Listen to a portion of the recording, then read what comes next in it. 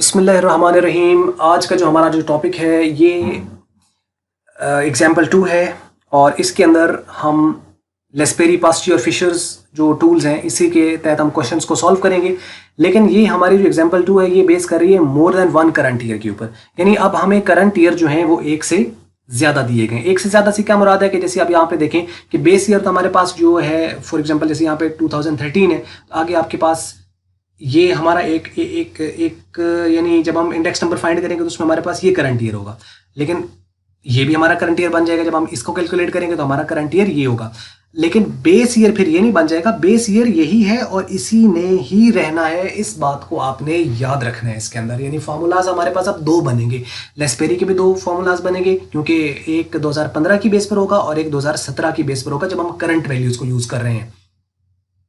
तो इसी तरह करके दो दो हमारे पास कैलकुलेट होंगे, यानी जितने करंट ईयर होंगे उतने आपके लेस्पेरीज के आपके इंडेक्स नंबर होंगे। अगर दो आपके पास करंट ईयर है तो दो लेस्पेरी इंडेक्स नंबर कैलकुलेट होंगे। 3 साल होंगे तो 3 लेस्पेरी इंडेक्स नंबर होंगे। इसी तरह पास्ची के भी 3 होंगे, फिशर्स के भी 3 होंगे। तो इस तरह करके तो आपने इसको कैलकुलेट करना है। तो आइए हम मजीद बाकी सारी चीज़ें आपने पिछले लेक्चर्स में सारी सीख ली होंगी, हम एग्जाम्पल्स को करने की कोशिश करते हैं। यहाँ वो बात कर रहा है कि calculate index number from the following data taking 2013 as base year. यानी हमें क्या करना है, 2013 को बेस ईयर बना के इसको हमें सॉल्व करना है using Laspeyres index number, Paasche's index number and the Fisher index number. तो हमें इन तीनों टूल्स को यूज करते हुए क्वेश्चंस को सॉल्व करना है। हम सबसे पहले यहाँ पे उसने ये आइटम आपको दे रखे हैं, आइटम उसने दिए हुए हैं, वीट है, राइस है, शुगर है, और ये 3 आइटम है। तो इसका मतलब ये हमारे पास जो है वो कंपोजिट इंडेक्स नंबर है, और चूंकि इसके साथ ये वेट्स दिए हुए हैं तो इसलिए ये वेटेड इंडेक्स नंबर है। और हम इसको चूंकि लेस्पेरी पास्ची से सॉल्व कर रहे हैं तो हमारे पास मेथड का नाम है वेटेड एग्रीगेटिव मेथड, और टूल्स हैं हमारे पास लेस्पेरी, पास्ची और फिशर। और अब इसमें हम क्या करेंगे, उसमें आप वो आपको देगा 2013 उसमें प्राइस और क्वांटिटी, 2015 प्राइस और क्वांटिटी, 2017 प्राइस और क्वांटिटीज। और इसमें हमें चूंकि उसने नहीं मेंशन किया है, कहता है कैलकुलेट इंडेक्स नंबर, मतलब उसने नहीं कहा प्राइस इंडेक्स नंबर निकालो, उसने नहीं कहा क्वांटिटी इंडेक्स नंबर निकालो, तो हम प्राइस इंडेक्स नंबर ही निकालेंगे। तो वही हमारे फार्मूले जो है वो यूज़ होंगे, लेकिन हमें इसकी बेस पे भी निकालना है और इसकी बेस पे भी निकालना है। हम क्या करेंगे, इसको हम 0 असाइन कर देते हैं, इसको हम 1 असाइन कर देते हैं और इसको हम 2 असाइन कर देते हैं, कि मतलब ये हमारा बेस ईयर है, ये हमारा पहला करंट ईयर और ये हमारा दूसरा करंट ईयर।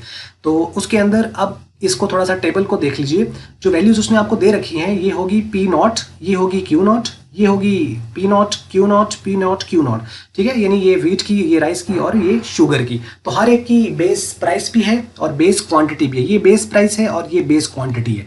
ये पहली करंट ईयर होगा, उसके अंदर ये पहली प्राइस होगी और ये दूसरी उसकी क्वांटिटी, पहली क्वांटिटी होगी इसके अंदर 2015 की बेस पर, और ये दूसरी प्राइस होगी और ये दूसरे साल की क्वांटिटी होगी, यानी करंट ईयर जब हम ये कंसिडर करेंगे। मतलब इसकी बेस पर इंडेक्स नंबर और निकलेगा और इसकी बेस पर इंडेक्स नंबर और निकलेगा।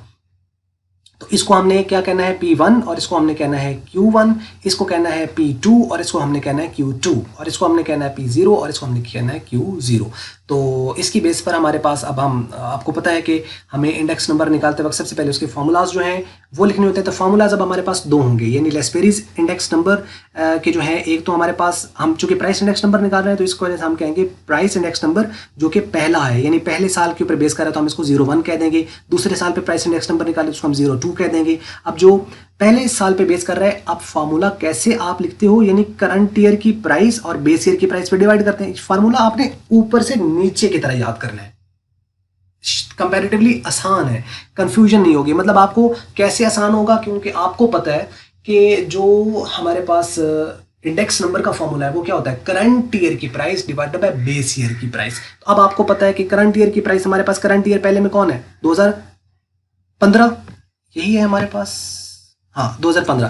तो इसका मतलब है, यानी जिसको हम 1 कह रहे हैं, तो इसका मतलब उसकी प्राइस ऊपर आएगी और बेस ईयर की प्राइस यानी 2013 की प्राइस पे हम डिवाइड कर देंगे। तो हो गया बेसिक फार्मूला। अब इसके साथ आपको पता है कि हम कौन सा कर रहे हैं, लेस्पेरी। तो उस लेस्पेरी में क्या होता है, बेस ईयर क्वांटिटीज होती हैं, तो उसको भी बेस ईयर की क्वांटिटी से मल्टीप्लाई कर दो और इसको भी बेस ईयर क्वांटिटी से मल्टीप्लाई करो, और समेशन साइन तो उसके साथ लगाना ही है और 100 से आपने कर देना है उसको मल्टीप्लाई।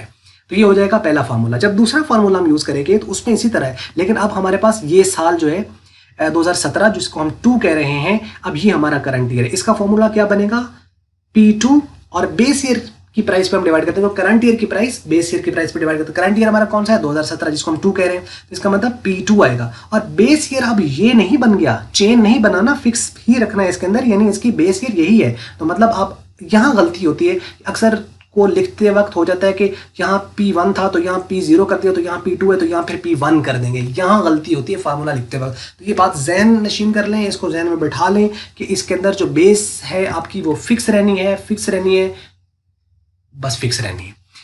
अब यहाँ पे हम क्या करेंगे कि P2 को हमारे पास यहाँ पे लिख दिया है, लेकिन नीचे हम P0 लिखेंगे, और आगे आपको पता है कि बेस ईयर ही क्वांटिटीज होते हैं, तो ऊपर भी Q0 से मल्टीप्लाई यानी Q0 और नीचे भी Q0 से मल्टीप्लाई। बस इस चीज़ का थोड़ा सा ख्याल रखना। तो ये फार्मूला क्लियर हो गया। उसके बाद जो पास्ट फार्मूला है उसके अंदर आपके पास करंट ईयर क्वांटिटीज होती हैं, लेकिन उसी तरह पहले साल में करंट ईयर की प्राइस आ गई और नीचे बेस ईयर की प्राइस पे डिवाइड कर दिया। और चूंकि हमें पता है पास्ट में करंट ईयर क्वांटिटीज होती हैं, तो यानी Q1 ऊपर भी मल्टीप्लाई नीचे भी मल्टीप्लाई, ये भी कंप्लीट हो गया। और यहाँ पे P2 यानी सेकेंड ईयर जो है आपके पास, जो करंट ईयर इसको हम ले रहे हैं, इसमें P2 होगा, और Q0 उसी तरह Q0 पर डिवाइड करना है, P0 पे डिवाइड करना है, P1 पे नहीं करना।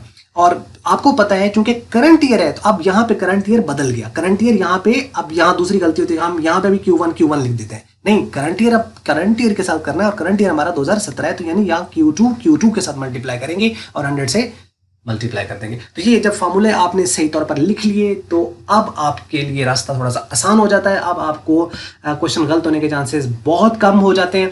अब आपने इसी के अकॉर्डिंगली टेबल बना लेना है। आप चाहें तो शुरू में ये वाले जो है यानी P0 Q0 P1 Q1 और P2 Q2 ये आप शुरू में लिख सकते हैं यहाँ पे आइटम के बाद यहाँ पे, लेकिन मैंने चूंकि ये जगह बहुत ज़्यादा हो जानी थी इसलिए मैंने शुरू में नहीं लिखे। आप भी इनको चाहे तो स्किप कर सकते हैं, क्योंकि हमें असल में ये प्रोडक्ट्स लिखने। अब हमें क्या चाहिए P1 Q0, तो हमने यहाँ पे लिख लिया P1 Q0।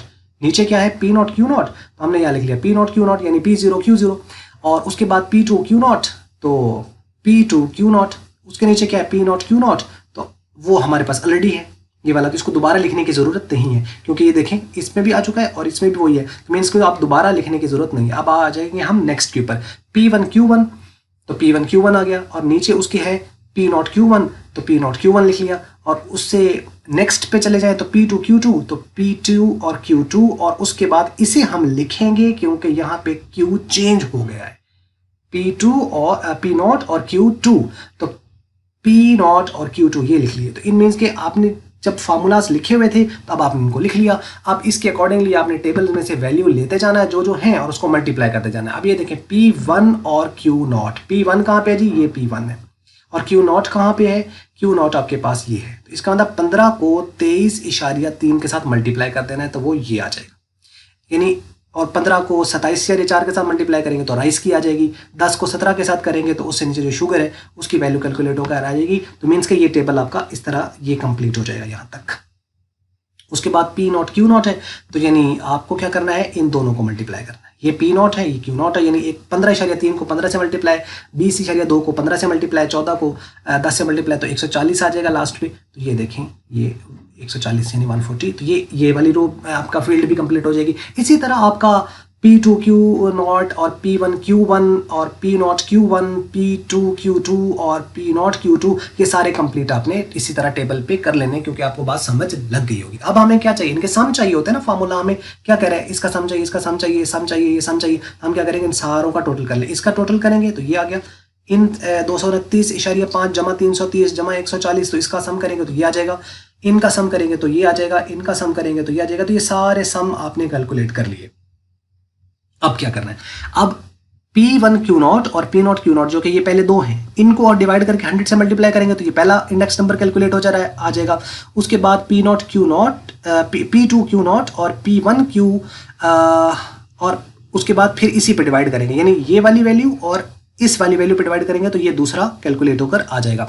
तो मीन्स कि आप आ जाइए 930.5 डिवाइडेड बाय 672.5 पे डिवाइड किया, 100 से मल्टीप्लाई, तो ये आ गया। दूसरे में आपके पास 897 ऊपर आएगा और बेस यही है आपके पास, इस पे डिवाइड करेंगे और 100 से मल्टीप्लाई करेंगे तो ये इसका मतलब पहला जो लेस्पेरी इंडेक्स नंबर है वो तो दोनों कैलकुलेट हो गए। इसी तरीके से आपने नीचे पॉजिटिव इंडेक्स नंबर कैलकुलेट करना है, तो पॉजिटिव इंडेक्स नंबर निकालने के लिए आपके पास जो फार्मूलाज है वो ये दोनों हैं।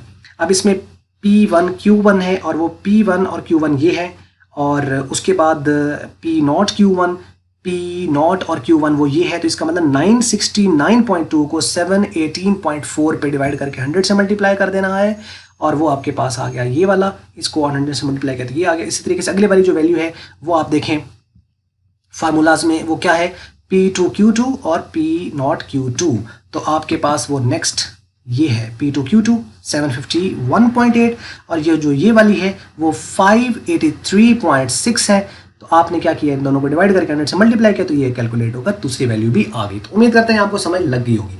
अब आपके फिशर के भी दो निकलने हैं, तो फिशर फार्मूला आपके पास है, तो उसमें आपने क्या करना है, इस पहले वाली ये वैल्यू 138.36 और इधर से इसकी ये वाली वैल्यू यानी लेस्पेरी और पास्ची की पहले वैल्यू जो ये है ये वाली वैल्यू और ये वाली वैल्यू, इसको मल्टीप्लाई करके इसका अंडर रूट ले लें तो ये आ जाएगा। उसके बाद इसकी दूसरी वैल्यू और जो पास्ची है इसकी भी दूसरी वैल्यू को मल्टीप्लाई करके और आपने अंडर रूट ले लेना तो इसकी ये वैल्यू कैलकुलेट होकर आ जाएगी। तो ये है आपका दो जो साल हैं, यानी अगर 2 करंट ईयर दिए गए हों तो उसके ऊपर हमने क्वेश्चन को किस तरीके से अटेम्प्ट करना है, ये उस हवाले से वीडियो थी और मैंने अपनी तरफ से पूरी कोशिश की आपको समझ लग जाए और उम्मीद भी करते हैं कि आपको समझ लग गई होगी। अब आपको मल्टीपीडिया के अगर ये वीडियो पसंद आई है तो आप इसको लाइक कर लें, शेयर कर लें दूसरों के साथ। अगर आपको अच्छी नहीं लगी और नहीं भी लगती समटाइम तो फिर आप इसको डिसलाइक ज़रूर करें और वीडियो देखने का शुक्रिया।